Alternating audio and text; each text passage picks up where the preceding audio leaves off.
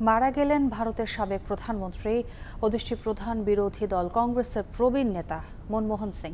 বৃহস্পতিবার স্থানীয় সময় রাতে রাজধানী নয়াদিল্লির All India Institute of Medical সায়েন্সে মারা যান তিনি। তাকে ভারতের অর্থনৈতিক সংস্কারের রূপকার হিসেবে অভিহিত করা হয়। তার মৃত্যুতে শোক জানিয়েছেন ভারতের প্রধানমন্ত্রী নরেন্দ্র মোদী, বিরোধী দলীয় নেতা রাহুল গান্ধী সহ রাজনীতিকরা।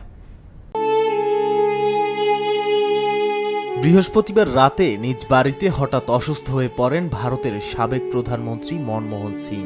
সঙ্গে সঙ্গে নেওয়া হয় হাসপাতালে। রাত ৯টা ৫১ তাকে মৃত ঘোষণা করেন নয়াদিল্লির All India Institute of Medical সায়েন্সের কর্তব্যরত ডাক্তার। ৯২ বছর বয়সে পৃথিবী ছেড়ে চলে গেলেন ভারতের অর্থনৈতিক সংস্কারের রূপকার। হাসপাতাল কর্তৃপক্ষ জানায়, হঠাৎ করেই নিজ বাড়িতে চেতনা হারিয়ে ফেলেছিলেন কংগ্রেসের প্রবীণ নেতা মনমোহন সিং। হাসপাতালে আনার পর চিকিৎসকদের সকল প্রচেষ্টা সত্ত্বেও তার চেতনা ফেরানো যায়নি। তার মৃত্যুতে শোকের ছায়া নেমে এসেছে গোটা ভারতে।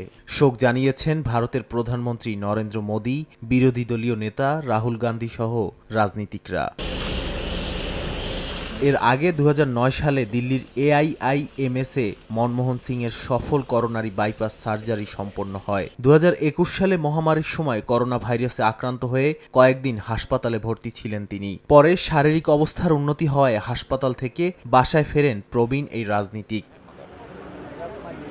মনমোহন সিং ১৯৭১ সালে ভারত সরকারের বাণিজ্য মন্ত্রণালয়ের অর্থনৈতিক উপদেষ্টা হিসেবে যোগদান করেন। পরে ১৯৯১ থেকে ১৯৯৬ সাল পর্যন্ত ভারতের অর্থমন্ত্রীর দায়িত্ব পালন করেন। কংগ্রেস জোটের প্রধানমন্ত্রী হিসেবে দায়িত্ব পালন করেন ২ মেয়াদে।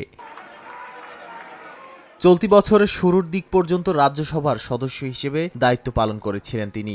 ভারতের অর্থনৈতিক সংস্কারের অন্যতম এই রূপকার গত এপ্রিলে রাজ্যসভা থেকে অবসরে যান।